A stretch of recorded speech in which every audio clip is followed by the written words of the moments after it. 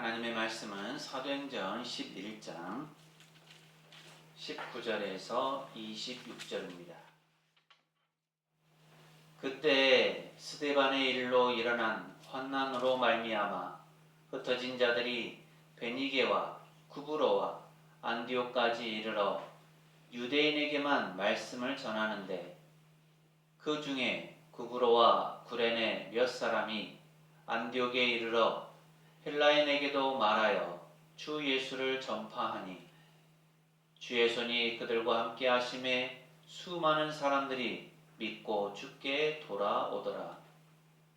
예루살렘 교회가 이 사람들의 소문을 듣고 바나바를 안디옥까지 보내니, 그가 이르러 하나님의 은혜를 보고 기뻐하여 모든 사람에게 굳건한 마음으로 주와 함께 머물러 있으라 권하니, 바나바는 착한 사람이요 성령과 믿음이 충만한 사람이라. 이에 큰 무리가 주께 더하여 지더라. 바나바가 사울을 찾으러 다소에 가서 만남에 안디옥에 데리고 와서 둘이 교회에 1년간 모여 있어 큰 무리를 가르쳤고, 제자들이 안디옥에서 비로소 그리스도인이라 일컬음을 받게 되었더라. 아멘. 오늘도 예배 참여하신 모든 분에게 하나님의 은혜와 평강이 늘 함께 하시기를 바랍니다. 지난 3주간, 오늘까지 해서 지난 3주간은 성령 강림 이후에 있었던 일들을 살펴보면서 우리가 어떤 삶을 살아야 될 것인가 라는 것을 사도행전 말씀으로 보고 있는데요. 오늘은 그 마지막 시간으로 그리스도인으로 불리게 되는 사연을 함께 살펴보려고 합니다. 오늘 우리는 아주 익숙하면서도 동시에 우리의 마음을 무겁게도 하고 또한 설레게도 하는 한 단어를 마주하죠. 바로 그리스도인이라는 단어입니다. 여러분은 어딜 가나 나는 그리스도인입니다 라고 이렇게 당당하고 자신있게 말씀하면서 살아가십니까? 사람들이 물어볼 때 교회 다니십니까? 그러면 네, 주일에, 일요일에 가끔씩 교회 다닙니다 라고 이렇게 자신 없이 힘없게 말씀을 하는 것은 아닙니까? 세상은 끊임없이 우리에게 질문을 던집니다. 당신들은 도대체 누구입니까? 무엇을 믿고 무엇을 따르며 어떻게 살아가고 계십니까? 왜 그렇게 유별나게 행동하고 살아가십니까? 오늘 우리가 읽은 사도행전 11장 26절의 말씀은 성경 역사상 최초로 이 이름이 등장하는 영광스러운 순간을 기록하고 있습니다. 사도행전 11장 26절의 말씀 함께 읽습니다. 시작. 만남에 안디옥에 데리고 와서 둘이 교회에 1년간 모여 있어 큰 무리를 가르쳤고, 제자들이 안디옥에서 비로소 그리스도인이라 일컬음을 받게 되었더라. 아멘. 여기 아주 중요한 단어가 있습니다. 비로소예요. 영어로는 for the first time 그럽니다. 첫 번째로 라는 뜻이죠. 처음으로 그렇게 불렸다는 거죠. 그런데 여기서 더 주목해야 할 표현은 그리스도인이라 일컬음을 받게 되었다는 말씀입니다. 다른 말로 그리스도인으로 불리게 되었다는 뜻이죠. 제자들이 스스로 자신들의 명함에다가 오늘부터 우리는 그리스도인입니다 라고 새겨서 그것을 널리 전한 게 아닙니다. 세상 사람들이, 교회를 다니지 않는 불신 안디옥 사람들이 이 사람들을 가만히 지켜보고 있다가 자기들 입으로 저 사람들은 진짜 그리스도를 따르는 사람들이구나 라고 부르기 시작했다라는 거죠. 그렇다면 도대체 안디옥 교회 성도들이 어떻게 살았기에 그 전까지는 듣지도 못했고 보지도 못한 이 새로운 이름이 탄생하게 되었을까요? 이 이름이 태어나기까지 사도행전의 역사 속에서는 피와 눈물 그리고 성령님의 압도적인 일하심이 있었습니다. 오늘 우리는 안디옥에서 이 위대한 이름이 탄생하기까지 있었던 사도행전의 세 가지 중요한 사건을 살펴보려고 합니다. 이 세 가지 사건은 단순한 과거의 이야기가 아닙니다. 오늘을 사는 우리가 어떻게 해야 다시 세상으로부터 그리스도인, 진짜 그리스도인이라는 이 명예로운 이름을 회복할 수 있는지 보여주는 거울입니다. 오늘 이 말씀을 통해서 우리 안에 희미해져가고 있던 그리스도인의 그 본성이 다시 살아날 수 있게 되기를 바랍니다. 우리 앞뒤 좌우에 계신 분들과 이렇게 인사하실까요? 초대교회 신앙을 본받읍시다. 한 번 더 하실까요? 그리스도인답게 삽시다. 첫 번째로 우리가 살펴봐야 할 사건은 안디옥 교회가 세워지기 전에 있었던 가장 비참한 예루살렘을 피로 물들였던 참혹한 사건입니다. 바로 사도행전 7장과 8장에 기록된 선택된 7명의 일꾼 중에 한 명이었던 스데반의 순교 이야기죠. 오늘 본문 19절은 이렇게 시작을 해요. 그때 스데반의 일로 일어난 환난으로 말미암아 흩어진 자들이. 안디옥 교회의 출발점을 성경은 어떤 부흥회나 어떤 선교대회, 어떤 큰 놀라운 회개 시간으로 얘기하는 것이 아니라 스데반의 일로 일어난 환난이라고 묵받고 있습니다. 당시 예루살렘 교회는 날마다 구원받는 사람이 더해지는 엄청난 역사를 경험하고 있었습니다. 3,000명이 회개를 했고요. 5,000명이 주님께로 돌아왔습니다. 기적과 이적이 일어났고 성도들은 자기들의 재산을 나누는 유무상통하는 마치 천국과 같은 공동체를 만들어가고 있었습니다. 그대로만 있었다면 참 좋았을 것 같은데요. 예루살렘은 그런 영적 부흥의 중심지였습니다. 그런데 갑자기 사탄의 공격이 시작된 거죠. 은혜와 성령이 충만하여 복음을 전하던 스데반이 유대 종교 지도자들의 분노를 사서 성 밖으로 끌려나갑니다. 그리고 무자비한 돌팔 매질 속에서 피를 흘리면서 쓰러지죠. 그러면서 그가 남긴 기도는 예수님의 십자가 기도와 닮아 있습니다. 주여, 이 죄를 그들에게 돌리지 마옵소서.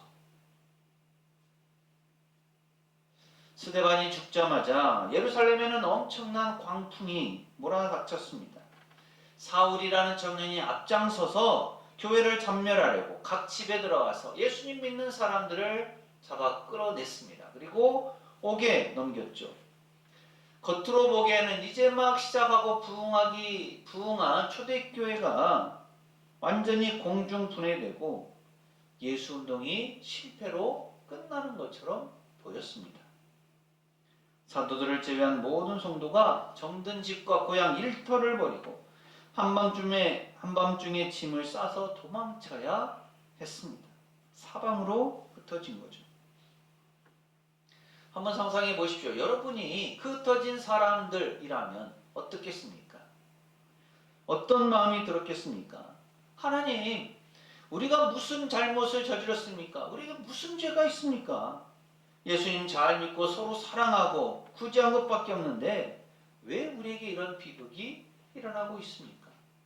스데반과 같이 신실한 사람이 왜 죽음을 맞아야 합니까? 왜 우리는 졸지에 도망자 신세가 되어서 이렇게 떠돌아다녀야만 하는 겁니까?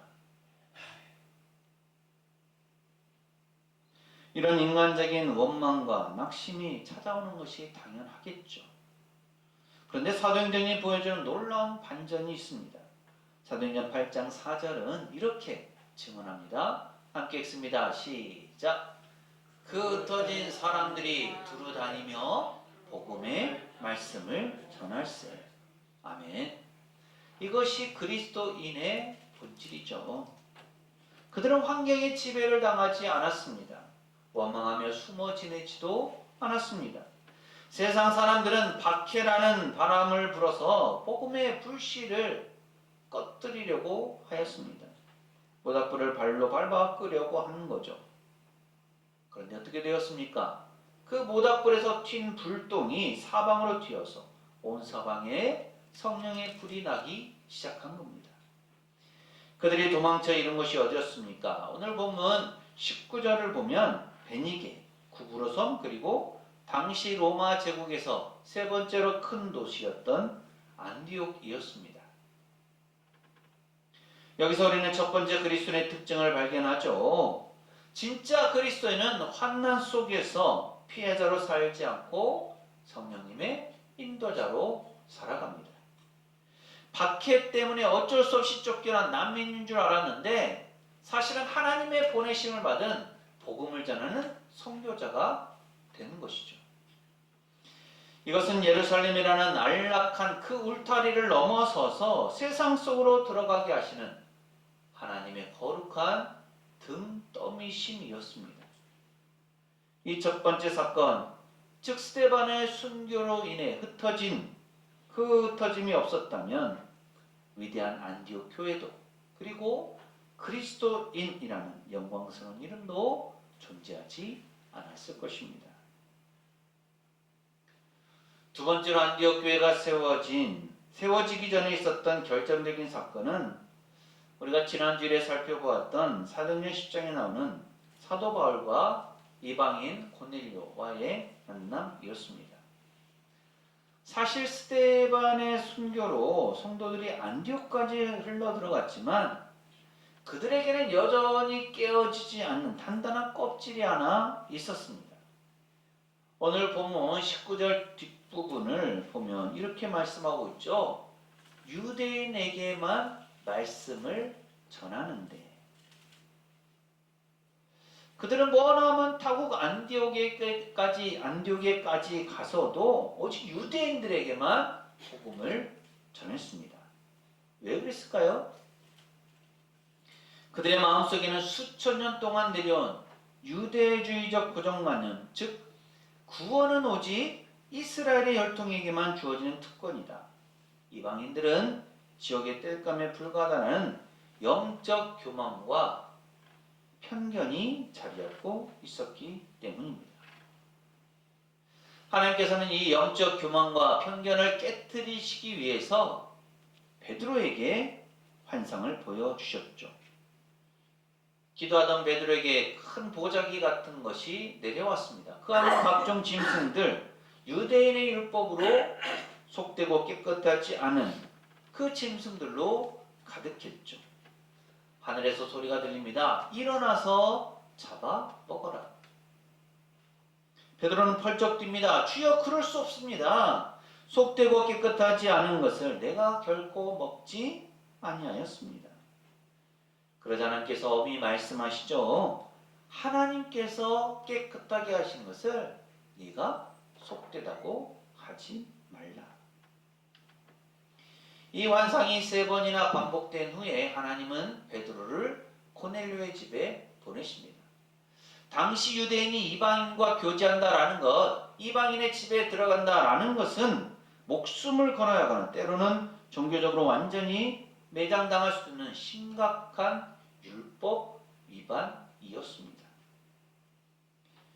그러나 베드로는 성령님의 권능에 밀려서 그 고넬료의 집에 발을 들여 놓죠. 그리고 그곳에서 베드로는 성령님께서 임하시는 놀라운 역사를 경험하게 됩니다. 그래서 이렇게 고백할 수밖에 없었죠. 내가 참으로 하나님은 사람의 외모를 보지 아니하시고 각 나라 중 하나님을 경외하며 의를 행하는 사람은 다 받으시는 줄 깨달았도다. 이 고넬료의 사건은 예루살렘 교회를 충격에 빠뜨렸고 마침내 유대인 중심의 기독교가 온 열방을 향해 뻗어나갈 수 있는 문이 되어 버렸습니다. 이 사건이 있었기에 오늘 본문 20절에 위대한 전환도 가능해진 거죠. 20절 말씀 함께 읽습니다. 시작. 그 중에 구브로와 구레네 몇 사람이 안디옥에 이르러 헬라인에게도 말하여 주 예수를 전파하니. 아멘. 앞선 19절에서는 유대인에게만 말씀을 전했다고 했는데 20절에 오니까 드디어 안디옥에 이르러 헬라인에게도, 즉 이방인에게도 예수님을 전파하기 시작합니다. 이 일을 누가 했을까요? 이름도 없는 평신도들 구브로와 구레네 출신 몇 사람이었습니다. 그들은 예루살렘 교회에서 일어난 이 고넬료 사건의 소식을 들었겠죠. 하나님께서 이방인에게도 성령님을 부어주셨다. 구원은 혈통에 빼인 것이 아니다. 이방인에게도 하나님의 구원이 이루어진다. 그래서 복음을 전하게 되면서 이제 복음이 국경을 넘고 인종을 넘어섰습니다. 하나님께서 깨끗하게 하신 것을 자기 스스로 편견, 고정관념으로 속되게 해서는 안 되는 거죠. 안디옥 교회는 이렇게 편견의 벽, 고정관념의 벽을 깨부수고 태어난 초유의 다민족, 다인종 교회가 되었습니다. 그리고 세 번째 안디옥 교회에서 일어난 가장 아름다운 사건은 바나바와 사울의 아름다운 동행입니다. 안디옥에서 이방인들에게 복음이 전해지자 대부흥이 일어나게 됐죠. 사도행전 11장 21절은 이렇게 말씀합니다. 함께 읽습니다. 시작. 주의 손이 그들과 함께 하심에 수많은 사람들이 믿고 주께 돌아오더라. 아멘. 많은 사람들이 하나님 앞에 돌아오게 되었다라는 소식을 듣고 예루살렘 교회에는 안디옥 교회를 지도하고 목양할 영적 지도자로 바나바를 파송합니다. 바나바는 참으로 대단한 사람이죠. 24절은 이렇게 표현하고 있어요. 바나바는 착한 사람이요 성령과 믿음이 충만한 사람이라. 이에 큰 무리가 주께 더하여지더라. 바나바는 인격적으로도 훌륭했고요. 영적으로도 뛰어났습니다. 그래서 바나바가 그곳에 와서 사역함으로 인해서 안디옥 교회는 날로 부흥하여 큰 무리가 더하여졌죠. 그런데 여기에서 바나바의 또 다른 위대함이 나타납니다. 교회가 폭발적으로 성장하게 되는데요. 바나바는 자신이 가진 한계를 인정합니다. 이방인의 도시 안디옥에서 이 수많은 이방인 성도를 체계적인 말씀으로 양육하려면 나보다 훨씬 더 지성적이고 복음의 깊이가 있는 신학적 지도자가 필요하다라고 느낀 거죠. 바나바의 머릿속에 있는 한 사람이 스쳐 지나갔습니다. 그 사람은 바로 다메섹 도상에서 예수님을 만나서 회심했지만 과거 교회를 박해했던 그 이력 때문에 아무도 알아주지 않고 자신의 고향 다소에 내려가서 조용히 지내고 있던 사울이었습니다. 바나바는 즉시 행동이 옮겼고 사울이 있는 다소를 향해 갑니다. 사실 안디옥에서 다소까지는 그렇게 짧은 거리는 아니었습니다. 험한 산맥을 넘고 바다를 건너야 하는 편도 수백 킬로미터에 달하는 거리였죠. 바나바는 그 먼 길을 마다하지 않고 사울을 찾아갑니다. 그리고 다소의 한 집에서 기도하며 때를 기다리던 사울의 손을 붙잡죠. 사울 형제, 지금 안디옥에 하나님의 성령이 폭풍처럼 일하고 계시네요. 이방인들이 주께 돌아오는데 그들에게는 형제와 같이 명쾌하게 복음을 가르쳐줄 교사가 필요하니 나와 함께 가서 주님의 교회를 섬기세. 그래서 사울을 데려온 바나바는 그를 통해서 교회를 더 성장시킵니다. 그런데 바나바는 사울을 그냥 조연으로 부리지만은 않습니다. 오히려 사울이 마음껏 하나님의 말씀을 가르칠 수 있도록 무대를 열어주었고 자신은 기꺼이 사울의 동역자이자 정신적 버팀목이 되어 주었습니다. 성경을 보면요, 이 안디옥 교회 사건 이전까지는 이름이 바나바와 사울로 나옵니다. 바나바가 선임이었기 때문이죠. 하지만 안디옥 교회 이후에 선교 여행이 시작되면서는 성경은 자연스럽게 바울과 바나바로 이름을 바꿔 부릅니다. 사울, 즉 바울이 선교 사역의 중심 리더로 우뚝 서게 되는 거죠. 이 두 사람이 안디옥 교회에서 1년 동안 모여서 큰 무리를 가르쳤을 때 비로소 안디옥 교회 성도들의 영적 수준이 완전히 달라지기 시작합니다. 감정적인 열광에 머물러 있던 성도들이 십자가의 깊은 교리 위에 굳건히 서게 되었습니다. 바로 그때 새로운 이름이 등장하죠. 시기와 질투가 가득한 세상 속에서 서로를 높여주고 서로를 세워주는 아름다운 동역의 공동체가 나타났을 때 세상은 비로소 그들을 향해 그리스도인이라는 이름을 내기 시작합니다. 그렇다면 안디옥의 불신자들이 이 제자들을 향해서 불렀던 그리스도인이라는 이 이름 속에 담긴 그 의미는 과연 무엇일까요? 당시 그리스도 문법으로 어떤 단어 뒤에 이안, 즉 무슨 인이라고 하는 것은 어디에게 속한 사람, 무엇의 소유, 무엇의 추종자라는 뜻을 가지고 있습니다. 예를 들어서 로마 제국의 황제 가이사를 열렬히 따르고 목숨 바쳐 충성하는 군인이나 그 가문 사람들을 가리켜서 가이사의 사람들이라고 불렀던 거예요. 안디옥 사람들이 보기에 가이사의 사람들은 세상에 널리고 널렸습니다. 로마의 황제이다 보니까 그를 추종하는 많은 사람들이 있었던 거죠. 그런데 교회를 살펴보니까 교회 사람들은 전혀 달랐던 거예요. 이 사람들은 가이사에게 충성하는 것이 아니었습니다. 그들의 입에서는 아침부터 저녁까지 오직 한 단어, 한 이름만 흘러나왔습니다. 그리스도께서 나를 위해 죽으셨다. 그리스도께서 다시 살아나셨습니다. 그리스도가 우리 인생의 주인이십니다. 예수 그리스도 그분만이 우리의 왕이십니다. 모여서 대화를 할 때도 그리스도, 밥을 먹을 때에도 그리스도, 장사할 때도 그리스도, 심지어 노예를 대할 때나 주인을 대할 때도 오직 주 예수 그리스도의 법대로 행동하는 것이었습니다. 안디옥 사람들이 보기에 이 사람들은 완전히 예수에게 미친 사람들이었죠. 자기들 삶 전체가 그리스도라는 말로 완전히 도배되어 있던 사람이었습니다. 그래서 세상 사람들이 조롱 반, 감탄 반으로 혀를 내두르며 붙여준 별명이 바로 저 사람들은 그리스도의 패거리다.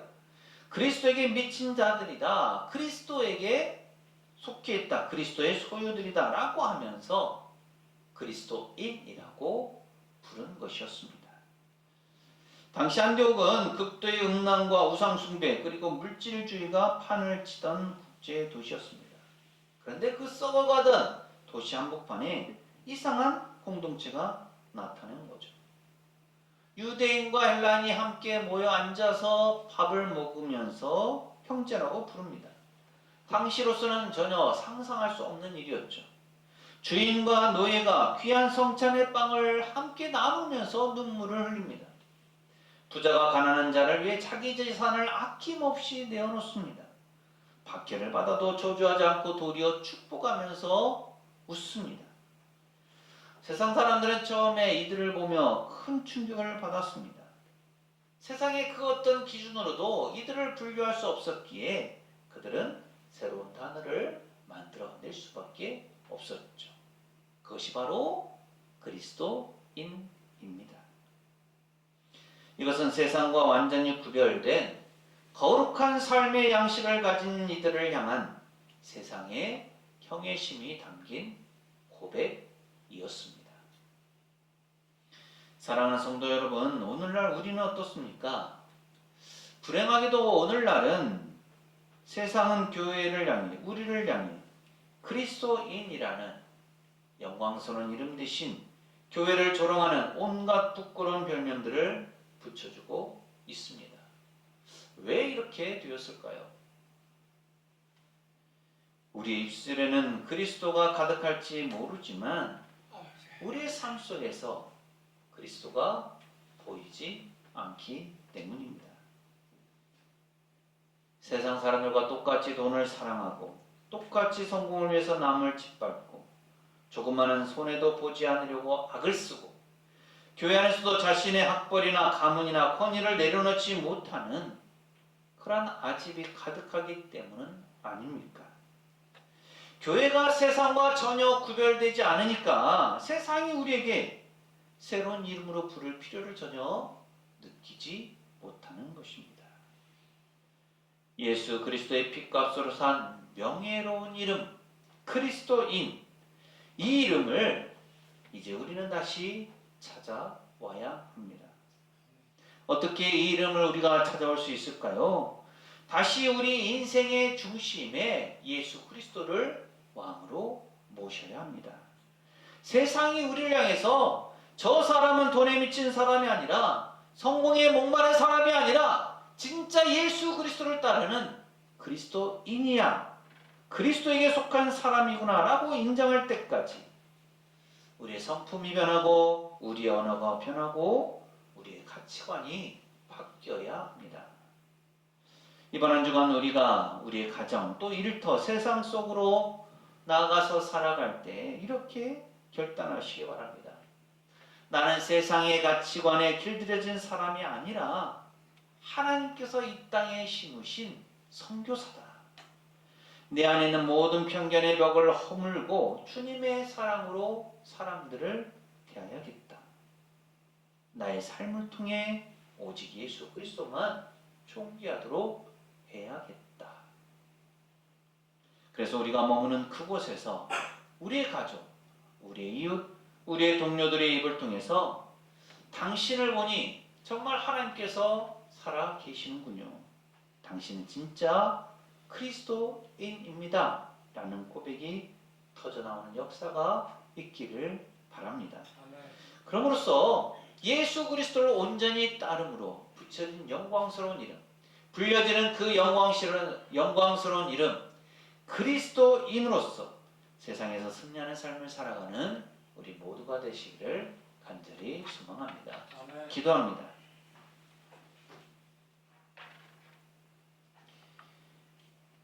하나님 아버지, 오늘 안디옥 교회 성도들이 세상으로부터 그리스도인이라는 위대한 이름을 얻기까지 있었던 성경의 역사를 살펴보았습니다. 환난 중에도 복음을 잃지 않았던 믿음, 고정관념을 깨부순 성령님의 역사, 이름도 없이 빛도 없이 동역했던 그 아름다운 동행이 오늘 저희 공동체 안에서도 회복되게 하여 주옵소서. 말로만 주여 주여 하는 사람들이 아니라 저희의 인격과 삶 전체가 예수 그리스도의 소유가 되었음을 세상 앞에 증명해내는 참된 그리스도인들이 되게 하여 주옵소서. 저희를 통해 세상이 교회를 경외하게 하시고 하나님의 영광이 선포되게 하옵소서. 예수님 이름으로 기도합니다.